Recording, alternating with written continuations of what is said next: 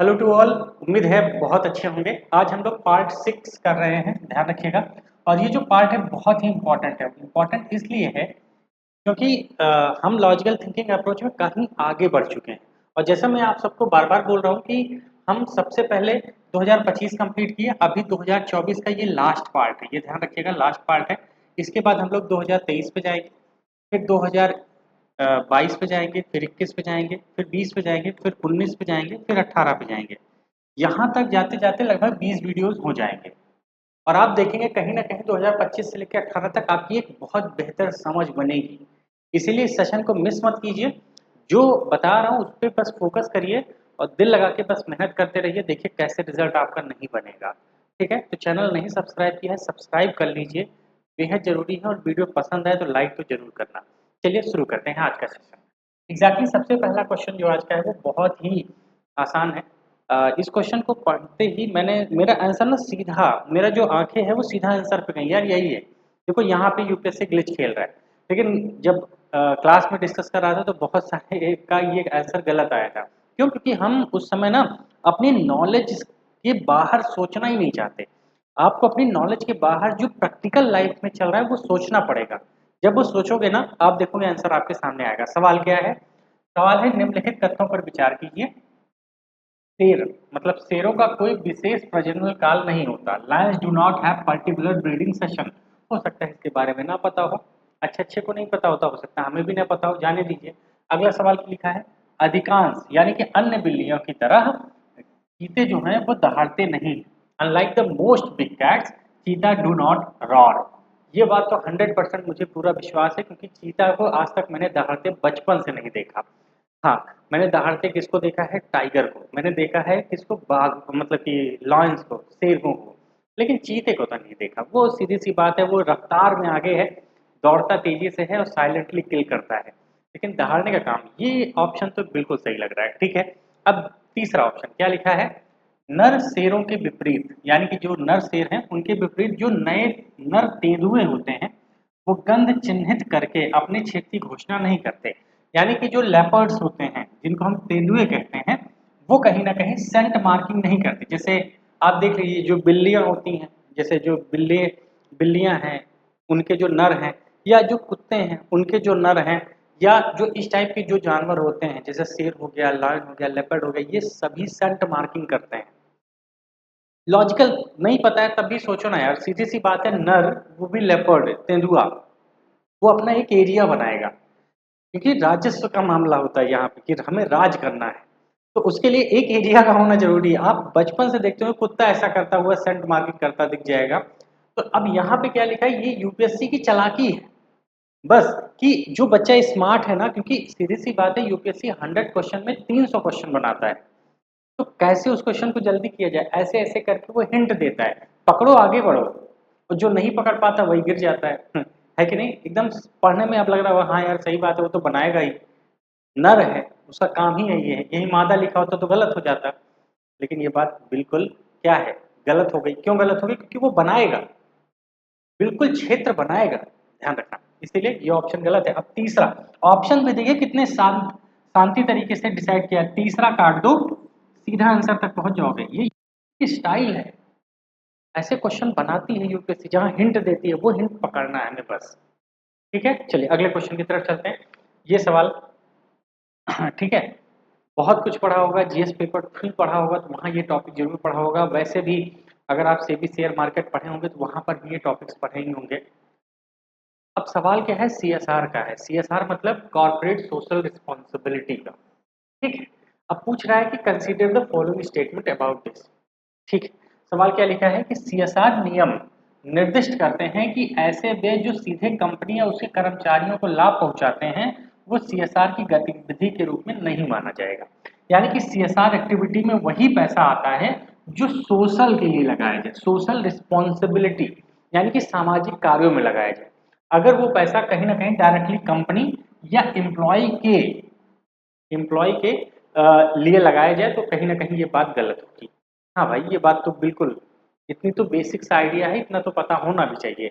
ये बात सही है कि कॉर्पोरेट सोशल रिस्पॉन्सिबिलिटी है तो सोशल, कंपनी खुद के लिए बेनिफिट ले रही है तो क्या ही मतलब है कि नहीं? अब दूसरा ऑप्शन, यही ऑप्शन जो है आपको समझना है, ध्यान रखना, क्योंकि ये क्या है, रूल है, नियम है, और नियम कौन लाता है, भारत सरकार। अब सरकार नियम लाई है और यहाँ पे क्या लिखा है, सीएसआर रूल में do not specify minimum spending on CSR activities, यानी कि नियम भी बनाए हैं और ये भी नहीं बताया कि भैया कम से कम कितना खर्चा करना है तुम्हें, है मतलब आपको रिस्पॉन्सिबिलिटी दे दी है कि तुम्हें काम करना है, लेकिन ये भी नहीं बताए कि कितने कम दिन में कर लेना, कितने समय में कंप्लीट कर लेना और कितना खर्चा होना चाहिए, कुछ नहीं बताया। ऐसा नियम बनता है क्या, जरा खुद सोचो, ऐसा नियम बनता है क्या? नहीं बनता मेरे भाई। यही मैं समझाना चाहता हूँ आप सबको, ठीक है, कि यूपीएससी की जो अंडरस्टैंडिंग है वो समझिए। अगर कहीं लिखा है कि कोई नियम बनाया गया कुछ, तो उस नियम के कुछ नियम तो होंगे ना। यही नहीं लिखा है कि भैया कितना खर्चा करना है ये सिर्फ फंसाने के लिए है, काट दीजिए इसको, ठीक है। ऐसे ध्यान रखना, ये सब चीजें बेसिक अंडरस्टैंडिंग्स पे ये सब क्वेश्चन सॉल्व होने चाहिए। अगर आपने सुना भी है तब भी कि यार मिनिमम सीएसआर एक्टिविटीज में तो होगा। अब जैसे पता है कुछ लोगों के कमेंट आते हैं, सर इतना सोचने का समय नहीं होता, तो अभी सोच लो ना। अभी आपको ये सिखा रहा हूँ तो क्यों सिखा रहा हूँ कि आपको ऐसे ही एग्जाम में एक्टिंग करनी पड़ेगी, नहीं तो 30-35 से ज्यादा कोई सी के क्वेश्चन सही नहीं होते। उसके बाद आपको ऐसे ही क्वेश्चन सही करने पड़ेंगे। यूपीएससी की यही स्टाइल है, क्या ही करोगे। तभी हिंदी मीडियम का प्रीलिम्स नहीं हो रहा, क्योंकि वो अपनी नॉलेज के बाहर जाना ही नहीं चाहते, अपने दिमाग लगाना ही नहीं चाहते एक्स्ट्रा। लगाइए, ठीक है। तो इसका मतलब हो गया सिर्फ पहला सही है, ओनली वन, सीधा आप यहाँ तक आंसर में पहुंच गए। मैं कह रहा हूँ ऐसा करके अगर आप 10 क्वेश्चन भी सही कर लेते हो ना, तो अभी 20 नंबर एक्स्ट्रा मिल गए, हो जाएगा प्रीलिम्स। तो सोचिए ना, नियम बना है लेकिन कोई न्यूनतम व्यय की निर्दिष्ट ही नहीं, तो ऐसा नियम तो बेकार है। तो हर कंपनी मौज करेगी यार। हाँ यार, सही बात है। एक एडमिनिस्ट्रेटर वाली क्वालिटी लाइए, ये एडमिनिस्ट्रेटर वाली ही क्वालिटी है, आईएएस वाली। यहाँ वो ऐसा सोच पाता है, ठीक है। चलिए अगले क्वेश्चन की तरफ चलते हैं। क्वेश्चन नंबर नेक्स्ट क्या लिखा है, लोकसभा अध्यक्ष के संदर्भ में निम्नलिखित तथ्यों पर विचार कीजिए, यानी कि with the reference to speaker of the Lok Sabha consider the following statement. ठीक है, हो सकता है लोकसभा सभी लोग पढ़े होते हैं, स्पीकर के बारे में मान लेते हैं कि कभी कभी ऐसा सवाल आता है जो फंसा देता है। आइए इस सवाल को पढ़ते हैं। अब सवाल क्या लिखा है, यदि जबकि लोकसभा अध्यक्ष को हटाने का कोई प्रस्ताव विचाराधीन है, यानी कि लोकसभा स्पीकर है, अगर पता चला है तो उसको रिमूव करना है, उसके लिए एक रेजोल्यूशन लाया गया है जो लोकसभा में चल रहा है, तब क्या क्या हो सकता है। तब ये कह रहा है कि वह अध्यक्ष नहीं करे, मतलब अध्यक्षता नहीं करेगा, सीधी सी बात है। अगर मुझे हटाने की बात हो रही है तो मैं ही अध्यक्ष बन जाऊंगा तो बेकार है।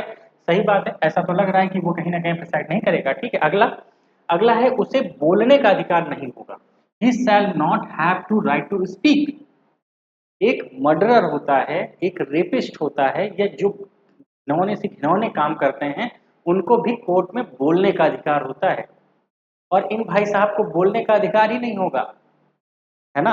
अब ये स्टेटमेंट पकड़ो, ध्यान रखो, ऐसे स्टेटमेंट हमेशा गलत होते हैं जहां पे ये लगे कि आपकी ही जो कहा जाता है ना कि जो फंडामेंटल राइट है वो है, वो जहां स्टेटमेंट में हट रहा है, भाई काट दो, ऑप्शन ही गलत है। तो इसका मतलब हो गया उसे बोलने का अधिकार तो होगा, ऐसा तो हो ही नहीं सकता उसको बोलने का अधिकार ना हो। तो दूसरा गलत है, दूसरा जो गलत है उसको काट दीजिए। ऑप्शन देखिए, यूपीएससी क्या शानदार ऑप्शन सेट करता है, ऑप्शन ए, यानी कि अगला पढ़ने की भी जरूरत नहीं है। समझ रहे हो बात को, तो बस इतना। अब देखो दो, तीसरा क्या लिखा है, प्रथम दृष्टया प्रस्ताव पे वोट डालने का अधिकार नहीं होगा, सीधी सी बात। वोट भी कहाँ डालेगा, वो नहीं डालेगा ना। ठीक है, क्या लिखा है, he not entitled to vote on resolution of the first instance. पहले इंस्टेंस में वोट नहीं डाल पाएगा, नहीं भाई, है ना, ध्यान रखना, वोट डालता है। तो इसका मतलब ये हो गया कि जो पहला ऑप्शन हमने एक ऑप्शन से कहीं ना कहीं फट से काट दिया मामला। हो सकता है इसके बारे में आपको ना पता रहा हो, लेकिन फिर भी एक ऑप्शन से आपने काट दिया। बस इतना ही करना सीखना है। मैं कह रहा हूँ ऐसे क्वेश्चन कितने आते हैं, 20-25 क्वेश्चन एग्जाम में आते ही हैं। उसमें से मैं कह रहा हूँ कुछ नहीं, 10 क्वेश्चन 15 क्वेश्चन पकड़ के रख लो कि ये वाले सही हो जाएंगे, बस इतना भी सही कर लिया काम बन जाएगा भाई। चलिए अगले क्वेश्चन की तरफ चलते हैं, बिल्कुल निराशिएगा नहीं, बस लड़ाई जारी रखिए। अगला सवाल, ये सवाल one of the my best, मैं कह सकता हूँ one of the favourite questions में से एक है। ठीक है, अब आइए यहाँ पर भी मैं आपको एक टेक्निक सिखाऊंगा। क्या सवाल है? सवाल ये लिखा है कि बाजार में मिलने वाले, इसको अंडरलाइन कर लीजिएगा, कई च्युइंगम गम पर्यावरण प्रदूषण के स्रोत माने जाते हैं। यानी कि many chewing gums gums found in the market considered source of environmental pollution. Many, अगर यहाँ ये लिख दिया होता ऑल लिख दिया होता तो ये गलत हो जाता दोस्त, ये ऑप्शन ही गलत हो जाता, क्योंकि सब के सब तो ऐसे नहीं हैं जो इन्वायरमेंटल नुकसान करे, कुछ तो ऐसे होंगे जो इन्वायरमेंट फ्रेंडली बनाए जाते होंगे पूरी दुनिया में। तो हाँ, ये बात तो ऐसा लग रहा है। तो यानी कि अगर कोई की बात कर रहा है तो ये ऑप्शन सही हो सकता है। क्या हो सकता है? सही। ध्यान रखिएगा, ठीक है, हमेशा।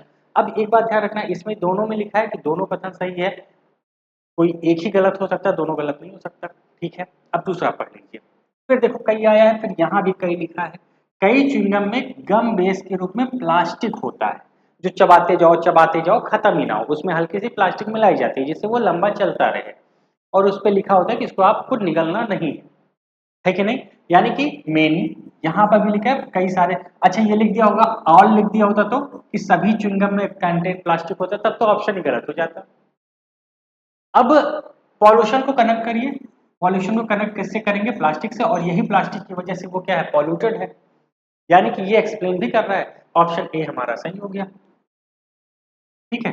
तो ऐसे स्टेटमेंट जब भी आए जहां पे मेनी लिखा हो, सम लिखा हो, ऐसे स्टेटमेंट लगभग लगभग सही होते हैं, ठीक है, ध्यान रखना। बेस्ट, कोई दिक्कत होनी नहीं चाहिए। मुझे लगता है सबसे इजी तरीके से मैं आपको समझा पा रहा हूँ। अगले क्वेश्चन की तरफ चलते हैं। अगला क्वेश्चन, ये सवाल, ये भी शानदार सवाल है, ज्योग्राफी का ही क्वेश्चन बनाया गया है, एक तरह से आप कह सकते हो कि इन्वायरमेंट बेस पे। आइए पढ़ते हैं सवाल को, ठीक है। सवाल क्या लिखा है? Consider the following statement. Statement 1 है, the atmosphere is heated more by incoming solar radiation than by terrestrial radiation। यानी कि कथन एक में लिखा है कि जो वायुमंडल है वो स्थलीय विकिरण की तुलना में आने वाले सौर विकिरण से अधिक गर्म होता है। यानी कि जो ऊपर से धूप आ रही है उस धूप से हमारी पृथ्वी ज्यादा गर्म हो जाती है, बल्कि जो हमारे पृथ्वी का नीचे का पार्ट है वहां से जो धरती से जो गर्मी निकलती है उससे कम गर्म होती है। आपको ये लग रहा है कि सही बात है? जरा सोचिएगा, एक बेसिक सी फंडामेंटल देखो, धूप आई, कुछ देर रही, वो चली गई, तो विकिरण जो आती है उसका 80% विकिरण तो वापस चली जाती है। लेकिन भैया जो धरतियां एब्जॉर्ब कर ली गर्मी उससे ज्यादा होती है। समझ रहे हो बात को? तुम्हारे घर में जब दिन में धूप रहती है तो उतनी गर्मी फील नहीं होती होगी, लेकिन शाम को जब धूप चली जाती है तब ज्यादा गर्मी आती है। क्यों? क्योंकि छत ने क्या किया है? उस धूप को एब्जॉर्ब कर लिया है, तो अब वो गर्मी दिखाएगा। समझ रहे हो मेरी बात? तो ये बात समझिए कि जो कहीं ना कहीं जो स्थलीय विकिरण है ये ज्यादा करता है, सौर विकिरण नहीं करता है। इतना बेसिक सा फंडामेंटल था, और मुझे लगता है क्लास 6 की एनसीईआरटी में ये बात लिखी है, क्लास 6 की एनसीईआरटी। यानी कि ये स्टेटमेंट क्या है? गलत हो गया ना? हाँ सर, लेकिन इतना सोच ही नहीं पाया। अरे भाई, इतना तो पढ़, इतना तो जानना चाहिए ना यार, कि सीधी सी बात है। ये ऑप्शन क्या हो गया? गलत। अब देखो, अब ऐसे स्टेटमेंट में जल्दी कैसे करना है? तुम्हें पता है गलत है तो सीधी सी बात है, ऑप्शन डी मार के आगे बढ़िए कि statement 1 is correct but statement 2 इसका क्या है? करेक्ट। ये इनकरेक्ट है, दूसरा वाला करेक्ट है, ऑप्शन डी सही हो गया। क्यों? क्योंकि ये सही होगा। दूसरा वाला एक बात ही जाने दीजिए, क्यों? क्योंकि पढ़ना ही नहीं है ना, ऑप्शन ही ऐसा सेट किया कि दोनों गलत नहीं हो सकता, और जब एक कंफर्म होगा गलत तो अगला गलत ही है। समझ रहे हो बात को? तो ये बेसिक फंडामेंटल्स को समझना है।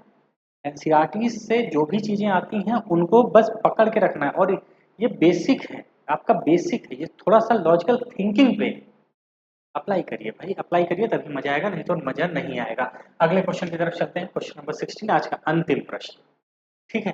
अब देखो कभी कभी क्या होता है ना, यूपीएससी ऐसे बहुत सारे स्टेटमेंट बनाता है जिसमें सभी के सभी ऑप्शन सही होते हैं। अब जैसे यहाँ पे क्या लिखा है? वितरित ऊर्जा संसाधन, ठीक है, यानी कि डिस्ट्रीब्यूटेड एनर्जी रिसोर्सेज। पूछ रहा है कि इनमें से ऐसा कौन सा है जो वितरित ऊर्जा संसाधन माना जा सकता है। वितरित ऊर्जा संसाधन का मतलब है जिसके अंदर एनर्जी हम स्टोर करके वितरित कर सकते हैं। जैसे इन्वर्टर वगैरह, आप बैटरी रखते हो ना, तो बैटरी में एनर्जी आई, उसके बाद उसको आप डिस्ट्रीब्यूट कर सकते हैं। इसी तरह इनमें से कौन कौन सा है? तो पहला तो हो गया बैटरी भंडारण, बिल्कुल सही बात है। बायोमास जनरेटर, वो भी क्या करता है, एनर्जी जनरेट करता है। ईंधन सेल, जो छोटी छोटी बैटरीज होती हैं, है कि नहीं। फ्यूल सेल जिसे हम कहते हैं, उसके साथ साथ रूफ टॉप सोलर, जो आप लगाते हैं ऊपर रूफ टॉप पे जो सोलर पैनल लगता है, वो इसमें से कोई है ऐसा क्या, नहीं है ना, तो चारों ऑप्शन सही होगा। बस कभी कभी अब इसमें समझाने वाली बात क्या थी, समझाने वाली बात थी ये जो वर्ड लिखा रहता है ना, इसको थोड़ा सा एनालिसिस करा करिए कि डिस्ट्रीब्यूटेड एनर्जी रिसोर्सेज। कभी कभी ऐसे सवाल आते हैं जो ऑलरेडी इतने इजी होते हैं, लेकिन हम ऐसे शब्द को पकड़ ही नहीं पाते। तो थोड़ा सा ना, जैसे मान लो नहीं पढ़ा है, फिर भी उस पर ना थोड़ा सा विचार विमर्श कर लिया करो, ज़्यादा नहीं, 30 सेकंड। यार ये तो यही कह रहा है, सीधी सी बात है। यूपीएससी आसान क्वेश्चन बनाता है, बहुत सारे क्वेश्चन आपको आसान मिलेंगे, लेकिन होता है ना कि उसके लिए पहले से थोड़ी सी प्रिपरेशन। इसीलिए अभी इस समय ये सेशन इसलिए लाना जरूरी हो जाता है क्योंकि अभी आप सब पढ़ चुके हो। बस अभी जरूरत है उन सब चीज़ों को एक बार रिफाइंड तरीके से आपके सामने प्रेजेंट करने का। ठीक है, तो इतना आप जरूर करते रहिए। अभी तो छठा सेशन है, 20 सेशन आते आते ना बहुत कुछ हो जाएगा। इसीलिए चैनल जरूर सब्सक्राइब कर लेना और वीडियो लाइक कर देना, ध्यान रखना। चलिए, आप सभी के लिए मैं लेके आ रहा हूँ एक फ्री बैच, 100% फ्री बैच है, ध्यान रखना। Mains rank booster program. इसमें क्या है कि कंप्लीट जीएस पेपर हम लोग कंप्लीट करेंगे, जीएस पेपर 1 2 3 4 ऐसे सब कुछ। और 8 जून को शाम 8 बजे हम लोग शुरू करेंगे, ध्यान रखिएगा। और कहीं ना कहीं 150 दिन इंटेंसिव प्रोग्राम, मजा आ जाएगा आपको। आप खुद ये फील करेंगे कि कहीं ना कहीं एक ऐसा प्रोग्राम है जो आपकी जिंदगी बदल सकता है। आपको मेंस से बिल्कुल छुटकारा मिल जाएगा, ये मेरा वादा है। आपको कहीं भटकने की जरूरत नहीं पड़ेगी। ठीक है, क्या करना है, हमारा व्हाट्सएप ग्रुप एक है, उसको आप डिस्क्रिप्शन बॉक्स में जाइए, ज्वाइन कर लीजिए। और हम लोग मिलेंगे 8 जून शाम 8 बजे से। और 25 तारीख से 25 तारीख से इसका एडमिशन शुरू होगा। एक चीज़ मैं आपको और बता दूं कि कुल मिला के सिर्फ 100 एडमिशन इसमें होने वाले हैं। तो वन जो पहले आया पहले पाया वाली हाल रहेगा, ध्यान रखना। तो जल्दी जल्दी कर लीजिए, व्हाट्सएप ग्रुप जरूर ज्वाइन कर लीजिए। और ये फ्री बैच है, ध्यान रखिएगा, लेकिन ज्वाइन करिए, मजा आएगा आपको, एक अलग लेवल पे मेंस आपका रेडी करके देंगे। फिर मिलते हैं अगले सेशन में, बस पढ़ते रहिए। तब तक ले जय हिंद, बाय बाय।